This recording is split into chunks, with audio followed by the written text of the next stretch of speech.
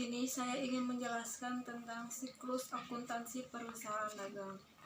Apa sih siklus akuntansi perusahaan dagang itu?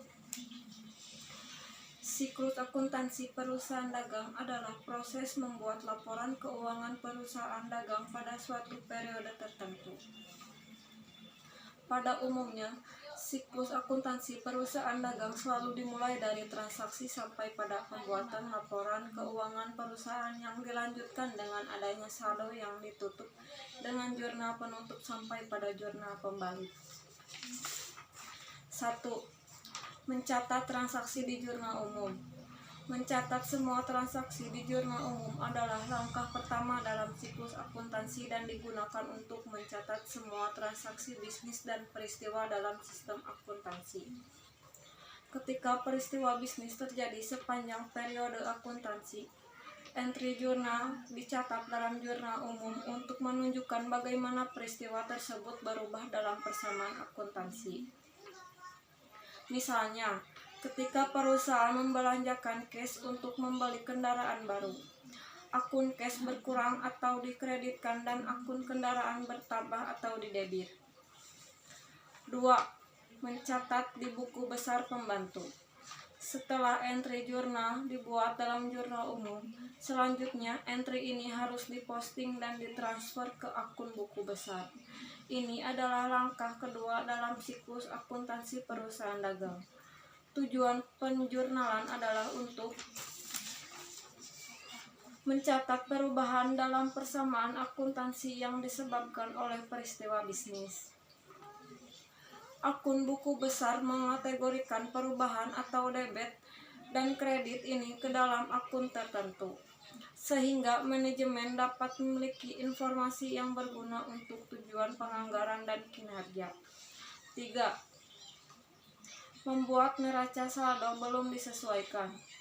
Neraca saldo yang belum disesuaikan adalah daftar semua akun bisnis yang akan muncul di laporan keuangan sebelum entry jurnal penyesuaian akhir tahun dibuat. Itulah sebabnya neraca saldo ini disebut tidak sesuaikan. Setelah semua entry jurnal diposting ke akun buku besar, saldo percobaan yang belum disesuaikan dapat disiapkan. Posting akun ke neraca saldo yang belum disesuaikan cukup sederhana. Semua akun dengan saldo debit terdaftar di kolom kiri dan semua akun dengan saldo kredit terdaftar di kolom kanan. Karena manajemen menggunakan akun buku besar ini, entry jurnal dipostkan ke akun buku besar secara teratur. Sebagian besar perusahaan memiliki sistem akuntansi terkomputerisasi yang memperbarui akun buku besar segera setelah entry jurnal dimasukkan ke dalam software akuntansi. Sistem akuntansi manual biasanya dipasang mingguan atau bulanan, sama seperti penjurnalan. Entry-entry dilakukan sepanjang setiap periode akuntansi.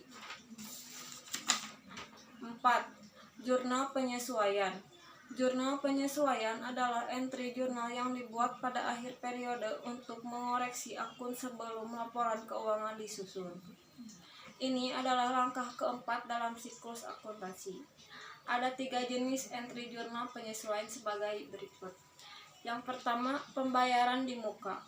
Kedua, akrual. Ketiga, pengeluaran non-tunai. Masing-masing dari entry di atas menyesuaikan pendapat atau pengeluaran agar sesuai dengan penggunaan periode saat ini.